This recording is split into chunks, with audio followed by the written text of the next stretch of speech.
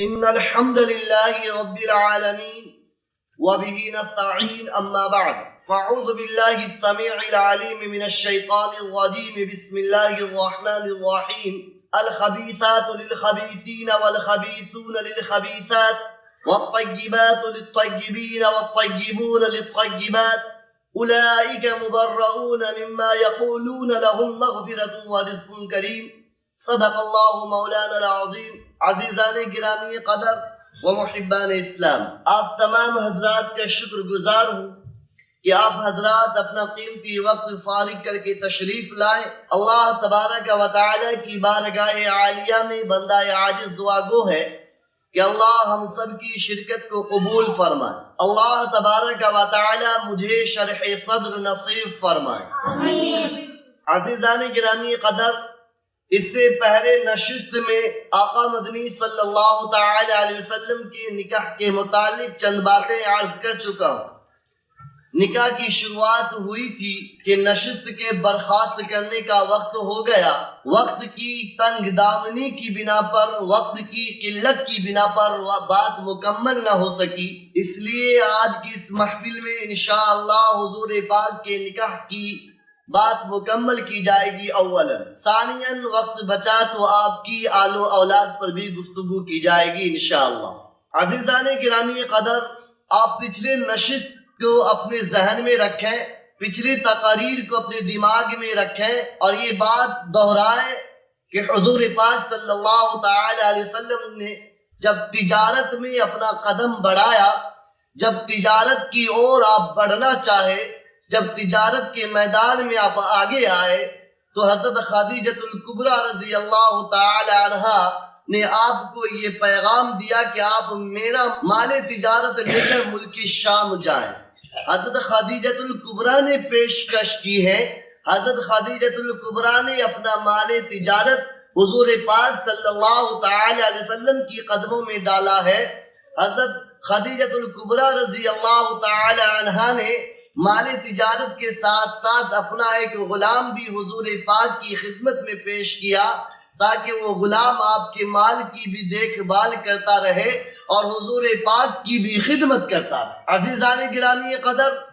و محبان اسلام، میسرہ نے حضور پاک کے اندر جو خوبیاں دیکھی، جو اچھائیاں دیکھی، وہ بات یاد رکھیے کہ جب حضور پاک مکہ سے ملک شام پہنچے، سوکھے شجر کے نیچے آپ نے پڑاؤ ڈالا، خیمہ زن ہوئے اور اس جو سوکھا ہوا شجر تھا،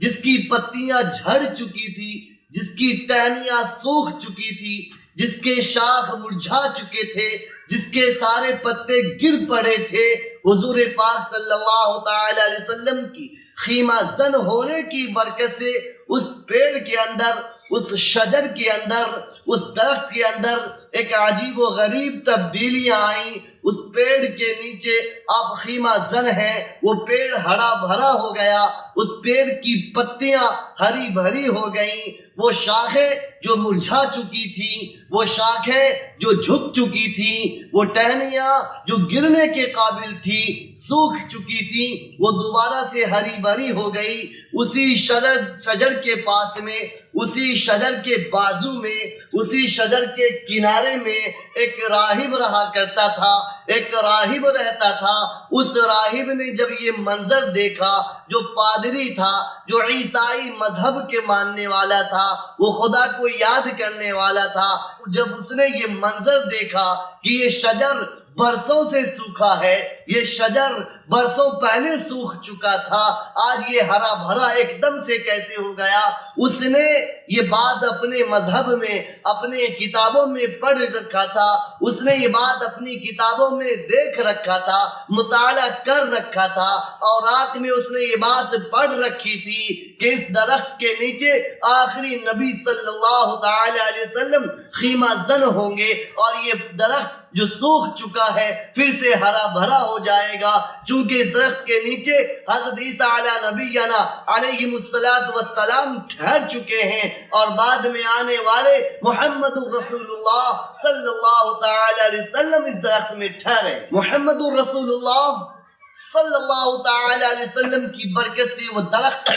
جب ہرا بھرا ہو گیا تو اس نے میسرہ غلام کو بلایا، وہ راہب نے، اس راہب نے میسرہ غلام کو بلایا اور حضور پاک صلی اللہ تعالی علیہ وسلم کی چند خصوصیات جاننے کی کوشش کی۔ یہ معلوم کیا کہ نوجوان کس خاندان سے ہے، یہ معلوم کیا اس نوجوان کی آنکھیں کیسی ہے، یہ معلوم کیا اس نوجوان کے والد محترم حیات سے ہے یا نہیں، یہ معلوم کیا کہ اس نوجوان کی والدہ حیات سے ہے یا نہیں، یہ معلوم کیا یہ نوجوان کا معاشرے میں کیا رتبہ ہے، یہ معلوم کیا کہ اس نوجوان کی امانت اور صداقت کیسی ہے، یہ معلوم کیا اس نوجوان کا حال معاشرے کے اندر، سماج سوسائٹی کے اندر کیسا۔ میسرہ نے آپ کی تمام خوبیاں اس راہب کے سامنے بیان کر دی۔ اب وہ راہب بتلاتا ہے، وہ راہب کہتا ہے، وہ راہب میسرہ سے بتلاتا ہے کہ اے میسرہ جاؤ ان کی خدمت کرو، اے میسرہ جاؤ ان کا خیال رکھو، اے میسرہ جاؤ ان کی ذمہ داری کرو، اے میسرہ جاؤ ان کی جتنی ہو سکے اتنی خدمت کرو، جاؤ یہ محمد الرسول اللہ ہے، یہ شخص، یہ نوجوان آخری نبی بننے والا۔ میسرہ نے واپس آ کر حضور پاک کی خدمت میں اور زیادہ اضافہ کر دیا اور زیادہ لگن کے ساتھ خدمت کرنا شروع کر دی۔ جب آپ مال تجارت فروخت کر کے واپس ہوتے ہیں تو میسرہ نے یہ منظر دیکھا کہ آپ کے اوپر بادل کا ایک سایہ، ایک ٹکڑا سائبان کی طرح آپ کے اوپر سایہ کیے ہوئے چل رہا ہے۔ جب آپ کا قافلہ، آپ کا گروہ، آپ کی جماعت، آپ جس لشکر کے ساتھ اور جس قافلہ کے ساتھ ملک شام تشریف لے گئے تھے، جب وہ قافلہ، وہ جماعت مکہ کی وادی میں گھستا ہے تو تمام قافلہ والے کے عزیز و اقارب، تمام قافلہ والے کے والدین، تمام قافلہ والے کے ماننے والے، محبت رکھنے والے اپنے اپنے گھروں پر چڑھ کر ان قافلہ کے آنے کا انتظار کر رہے ہیں۔ انہی میں حضرت خدیجہ الکبریٰ رضی اللہ تعالی عنہا ہے، یہ بھی اپنی چھت پر چڑھ جاتی ہیں اور وہ اپنے قافلہ کے آنے کا انتظار کر رہی ہیں۔ انہوں نے جب اس وقت یہ منظر دیکھا کہ محمد الرسول اللہ نگاہیں نیچی کیے ہوئے نہایت اطمینان کے ساتھ پرشکوہ انداز میں میدان مکہ میں چل رہے ہیں، آگے کی اور بڑھ رہے ہیں، سب آپ کی اقتدا میں ہیں، سب آپ کی اقتدا میں چل رہے ہیں، حضرت خدیجہ کا دل کا کیا عالم رہا ہوگا۔ ابو طالب بھی میدان تہ میں، میدان مکہ میں کھڑے ہو کر، ابو طالب بھی میدان مکہ میں کھڑے ہو کر اپنے بھتیجے کی واپسی کا انتظار کر رہے ہیں۔ ابو طالب اپنے بھتیجے سے بڑی محبت کیا کرتے تھے، ابو طالب اپنے بھتیجے کو گلے سے لگایا کرتے تھے، ابو طالب اپنے بھتیجے کو سونگا کرتے تھے، ابو طالب اپنے بھتیجے کو سینے سے چمٹایا کرتے تھے۔ ابو طالب محمد رسول اللہ کی آمد کا بڑی شدت سے انتظار کر رہے ہیں، بڑی شدت سے پلکیں بچھائے ہوئے۔ آپ نے جب یہ منظر دیکھا تو آپ کے دل کا کیا عالم رہا ہو۔ بالآخر یہ قافلہ مکہ پہنچا، تمام لوگ اپنے اپنے گھر کو گئے۔ میسرہ جو غلام تھا حضرت خدیجہ الکبریٰ رضی اللہ تعالی عنہا کا، میسرہ نے پورے سفر میں، پورے 3 ماہ 2.5 ماہ کے اندر جو خوبیاں دیکھی، جو اچھائیاں دیکھی، جو آپ کے اندر اخلاق اور کردار دیکھے، امانت اور صداقت دیکھی، میسرہ نے اپنی مالکن خدیجہ الکبریٰ کے سامنے سارا بیان کر دیا۔ یہ سننا تھا، یہ خوبیاں سننا تھا کہ میسرہ کا دل تو بھر آیا ہی۔ حضرت خدیجہ الکبریٰ کا دل بھی جو پہلے مرجھا چکا تھا، پہلے ٹوٹ چکا تھا، 2 شوہر کے انتقال کے بعد آپ کا دل کا پارا ہو چکا تھا، آپ کا دل ٹوٹ چکا تھا، آپ کا دل ریزہ ہو چکا تھا، حضرت خدیجہ الکبریٰ کا دل پھٹ چکا تھا، حضرت خدیجہ الکبریٰ کا دل ٹوٹ چکا تھا۔ میرے مسلمان بھائیوں، آپ نے شادی کی نیت ختم کر دی تھی۔ حضور پاک صلی اللہ تعالی علیہ وسلم سے نکاح سے پہلے حضرت خدیجہ الکبریٰ کو مکہ کے رئیسوں نے، مکہ کے سرداروں نے، مکہ کے سرغنوں نے، مکہ کے لیڈروں نے، رئیس مکہ نے، رئیس عمرہ نے، مکہ کے تمام رئیسوں نے حضرت خدیجہ الکبریٰ کو پیغام نکاح بھیجا تھا، لیکن حضرت خدیجہ الکبریٰ رضی اللہ تعالی عنہا نے تمام کو ٹھکرا دیا کہ یک بعد دیگر ان کے شوہر فوت ہو چکے تھے۔ لیکن محمد رسول اللہ کی خوبیاں دیکھ کر، اچھائیاں دیکھ کر، آپ کی امانت کو دیکھ کر ان کے دل میں پھر ایک بات آتی ہے، شادی نکاح کا ایک داعیہ پیدا ہوتا ہے۔ اور حضرت خدیجہ الکبریٰ رضی اللہ تعالی عنہ کا نکاح محمد رسول اللہ صلی اللہ تعالی علیہ وسلم سے اس طور پر ہوتا ہے۔ ایک روایت میں یہ ہے کہ حضرت خدیجہ الکبریٰ نے اپنی سہیلی نفیسہ کو تیار کیا، اپنی سہیلی نفیسہ کو تیار کر کے محمد رسول اللہ کے پاس پیغام نکاح بھیجا، پیغام خط بھیجا، ایک تحریر بھیجی۔ اس تحریر میں یہ تھا، اس تحریر میں انہوں نے یہ لکھا تھا کہ اے محمد، ہمارا اور آپ کا خاندان ایک ہے، آپ کی صداقت قابل فخر ہے، آپ کا اخلاق ضرب المثل ہے، اور آپ کا کردار، گفتار، رفتار قابل رشک ہے۔ اس لیے میں آپ سے نکاح کرنا چاہتی ہوں، اس لیے میں آپ سے نکاح کی متمنی ہوں۔ حضرت خدیجہ الکبریٰ رضی اللہ تعالی عنہ کا یہ خط آپ کی سہیلی نفیسہ لے کر جاتی ہے۔ دوسری روایت میں یہ ہے کہ حضرت نفیسہ اور حضرت خدیجہ دونوں محمد رسول اللہ کے پاس جاتے ہیں اور بات کی شروعات ہوتی ہے۔ نفیسہ بات کی شروعات کرتی ہے اور کہتی ہے کہ محمد، آپ جوان ہو چکے ہیں، آپ کا عمر ہو چکا ہے، آپ شادی کیوں نہیں کر لیتے؟ آپ شادی کر لیجئے۔ اس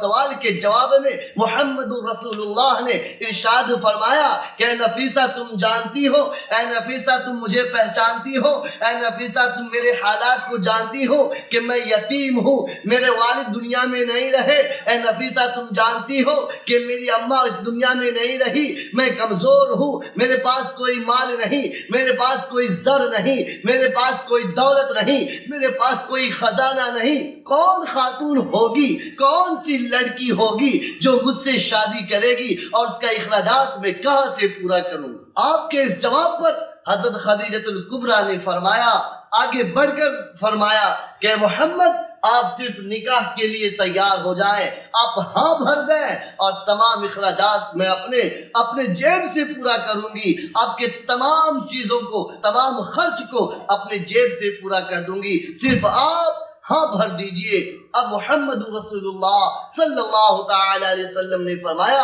کہ خدیجہ، آخر وہ کون سی خاتون ہے، وہ کون سی شہزادی ہے، وہ کون سی عورت ہے جس کے بارے میں آپ نکاح کی بات کر رہے ہیں؟ اب نفیسہ کہتی ہیں، اب نفیسہ عرض کرتی ہیں کہ اے محمد، مکہ میں جس کی دولت کی شہرت ہے، مکہ میں جس کی عزت کی شہرت ہے، مکہ میں جس کی وقار کی شہرت ہے، مکہ میں جس کی رفعت کی شہرت ہے، جس کو رئیس مکہ نے پیغام نکاح دیا اور اس خاتون نے ٹھکرا دیا، اے محمد، جس کو سردار مکہ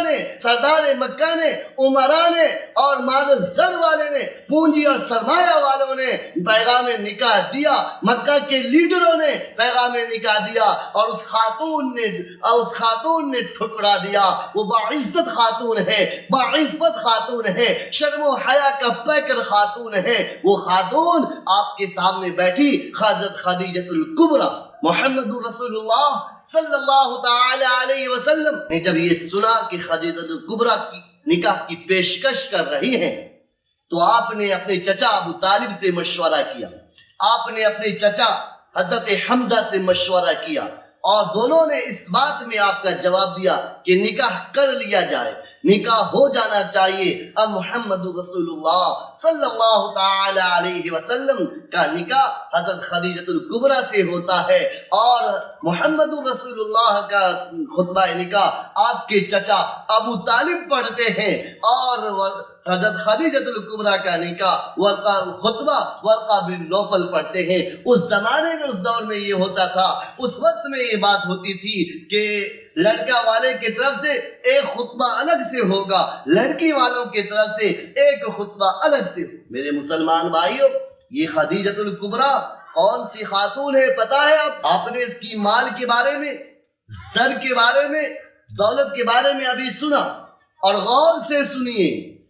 کہ سارے مکہ میں ایسی خاتون نہیں تھی جو اس کا مقابلہ کر سکے، دولت میں،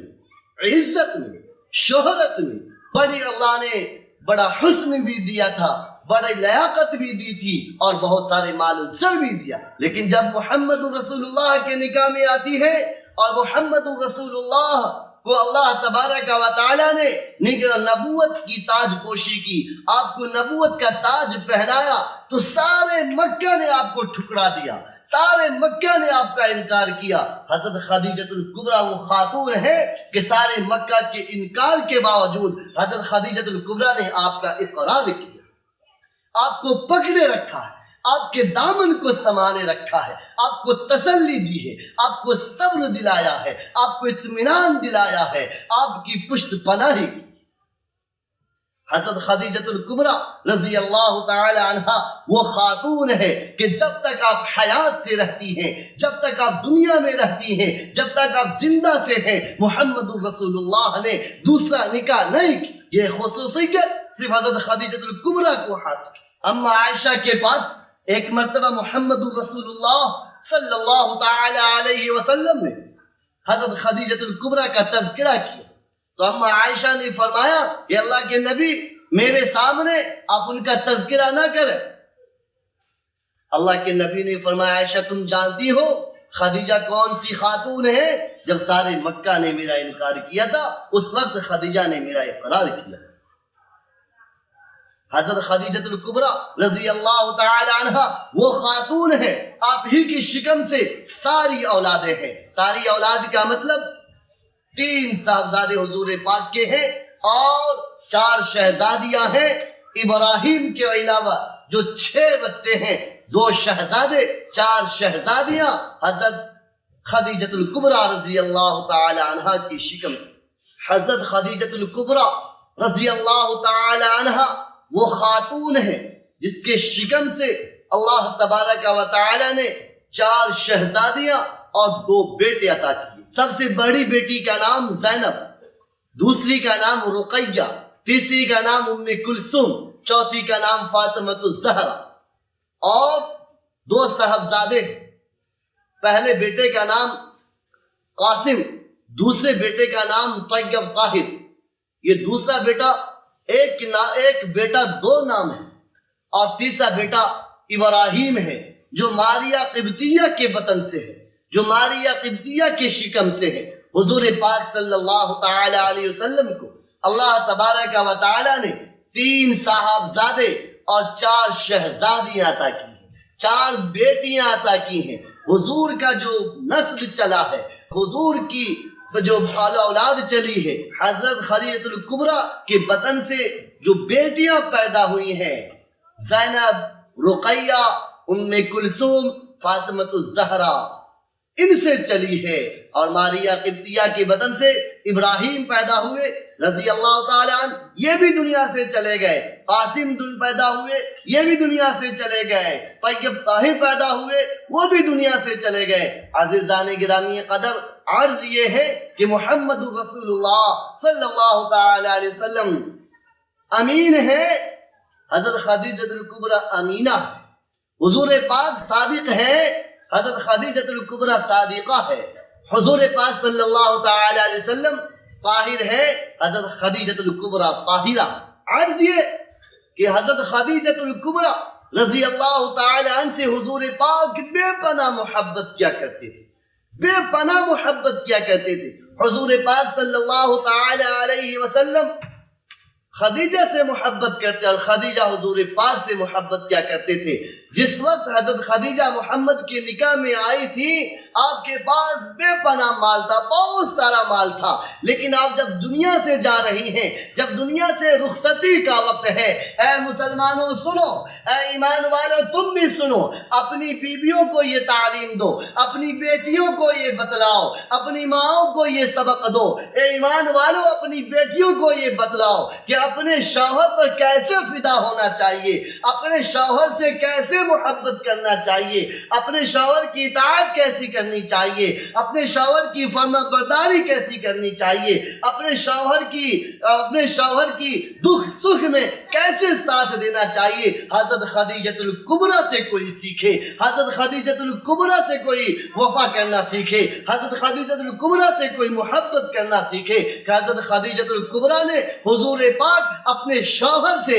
کیسی محبت کی ہے، کیسا وفا کیا ہے۔ بتلاؤں آپ کو، جب آپ کے نکاح میں آئی تھی ڈھیر سارا مال لے کر آئی تھی، لیکن جب دنیا سے جانے کا وقت ہے، جب دنیا سے کوچ کر رہی ہیں، جب دنیا کو الوداع کہہ رہی ہیں، جب دنیا سے رحلت کر رہی ہیں، جب دنیا سے جا رہی ہیں، ایمان والو سنو، گھر میں اتنا دانا نہیں ہے، اتنا رزق نہیں ہے، اتنا اسباب نہیں ہے کہ بھر پیٹ کھانا کھا سکے، بھر پیٹ روٹی کھا سکے، بھر پیٹ روٹی کھا سکے، اتنا بھی اسباب نہیں بچا۔ سارا مال، تن من دھن، سب کچھ محمد کی قدموں میں ڈال دیا، سب کچھ محمد کے لیے نچھاور کر دیا، سب کچھ محمد کے قدموں میں ڈال کر خود اللہ کے حضور پیش ہو گئے۔ ایسی محبت ہر بیوی اپنے شوہر سے کرے، ہر بیٹی اپنے باپ سے کرے، ہر بیٹا اپنے ماں سے کرے، کہ جو کچھ ہو ماں کے قدموں میں، بیٹا ہے ماں کے قدموں میں، بیوی ہے شوہر کے قدموں میں، بیٹا بیٹی ہے باپ کے قدموں میں ڈال۔ ایسی محبت کرنی چاہیے۔ اللہ تبارک و تعالی نے آپ کو 4 شہزادیاں دی ہیں، ام زینب، ام رقیہ، ام کلثوم، فاطمۃ الزہرا اور ابو قاسم، طاہر و طیب اور ابراہیم۔ اولاد کے اوپر انشاءاللہ آئندہ نشست میں گفتگو کروں گا۔ اللہ تبارک و تعالی سے دعا ہے اللہ پاک ہم سبوں کو کہنے سننے سے زیادہ عمل کی توفیق عطا فرمائے۔ وما علینا